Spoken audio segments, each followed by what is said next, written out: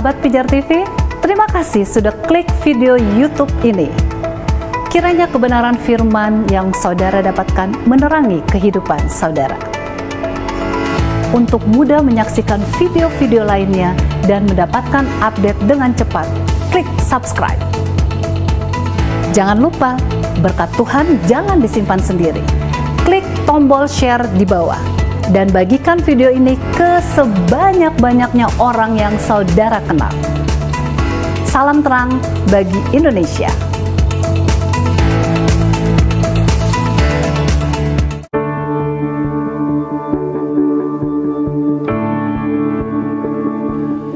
Selamat datang di webinar Dialog Teologi Sintas Iman bersama Dr. Bambang Nursena. Dalam webinar ini, kita akan membahas berbagai hal mengenai kekristenan dan bagaimana kita sebagai orang percaya dapat mempertanggungjawabkan iman kita. Berikut adalah cuplikan-cuplikan video dari pertanyaan-pertanyaan yang diajukan oleh para peserta webinar yang dilakukan setiap 2 minggu sekali pada hari Kamis jam 7 malam. Bagi Anda yang ingin mendaftar, Anda bisa klik link bit.ly/dialog lintas iman, atau Anda bisa klik link yang terdapat pada caption di bawah ini. Jangan lupa untuk klik dan subscribe YouTube channel Pijar TV. Allah Bapa sama dengan wujudnya roh. Jadi maksudnya Allah Bapa itu wujudnya roh. Roh Kudus wujudnya roh. Roh Kudus juga keluar dari Bapa. Lalu apakah ada roh di dalam roh? Yaitu Roh Kudus di dalam roh Bapa. Silakan, Mbah. Iya. Kita harus memahami konteks kata roh di sini. Jadi Allah itu roh, itu beda dengan roh Allah. Ya, konteksnya Allah itu adalah roh. Barang siapa menyembahnya hendaknya menyembah Dia dalam roh dan kebenaran. Itu maknanya beda ketika kita bicara tentang Ruach HaKodes atau Roh Kudus. Ya, Roh Kudus itu berbicara tentang sumber hidup dalam diri Allah. Dan Allah itu roh, artinya Allah itu bukan fisik, itu maknanya. Jadi Allah itu roh beda dengan roh Allah. Karena Allah itu roh itu konteksnya di mana sih? Di dalam Yohanes pasal 4. Konteksnya apa itu? Pertama gini, Kristus bertemu dengan perempuan Samaria, kan itu kan? Nah, kemudian perempuan Samaria itu tanya, nenek moyang saya menyembah Tuhan di bukit ini, maksudnya bukit Gerizim. Nenek moyang Anda di Yerusalem. Di mana menyembah yang benar? Di mana kami harus menyembah? Di sini atau di Yerusalem? Terus Yesus mengatakan, akan tiba saatnya dan kini sudah tiba saatnya penyembah-penyembah yang benar menyembah Dia dalam roh dan kebenaran, bukan di bukit ini, bukan di Yerusalem. Allah itu roh. Maka hendaknya yang menyembah Dia menyembahnya dalam roh dan kebenaran. Ini konteksnya. Allah itu tidak berwujud fisik. Allah tidak terikat ruang dan waktu, itu konteksnya Allah itu roh itu begitu. Kenapa begitu? Sekarang lihat sejarah dulu. Kenapa orang Samaria bicara tentang bukit Gerizim? Karena begini. Pada tahun 586 bait Allah itu dihancurkan oleh Nebukadnezar.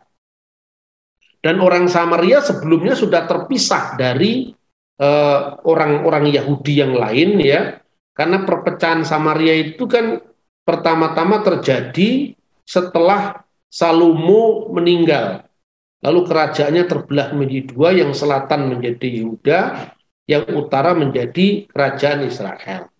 Kemudian pada masa Raja Omri dibelilah yang namanya Bukit Samaria, maka disebut orang-orang Samaria.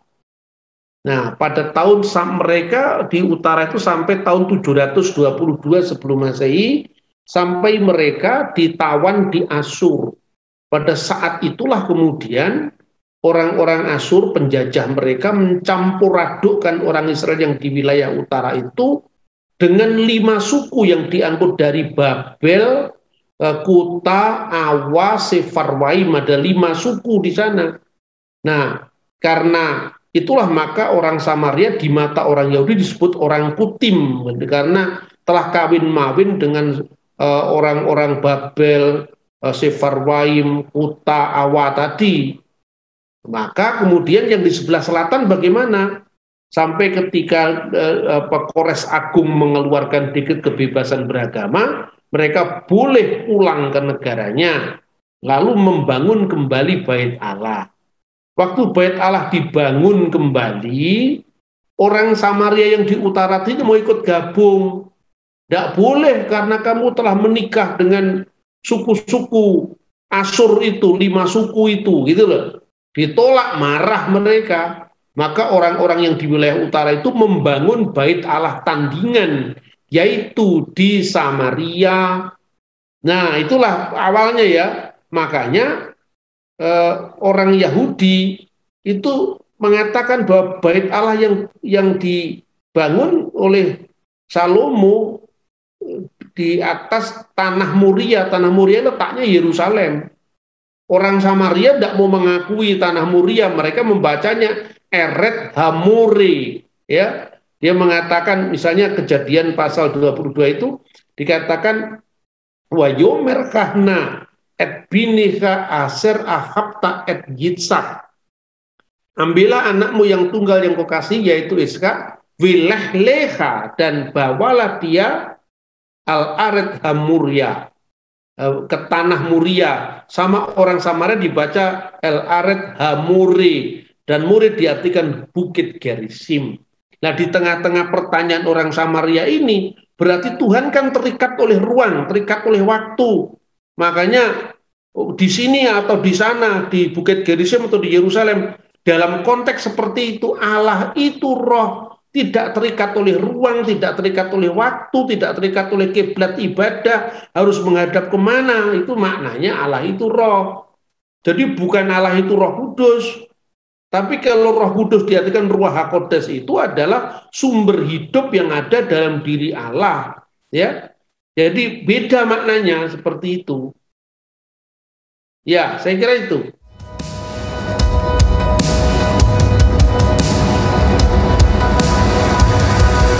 Terima kasih Anda sudah menyaksikan cuplikan dialog teologis lintas iman bersama Dr. Bambang Nursena. Jangan lupa segera daftarkan diri Anda dengan klik link bit.ly/dialog lintas iman, atau Anda bisa klik pada link yang ada di caption saat ini juga. So, informasi selengkapnya ada pada image di akhir video ini.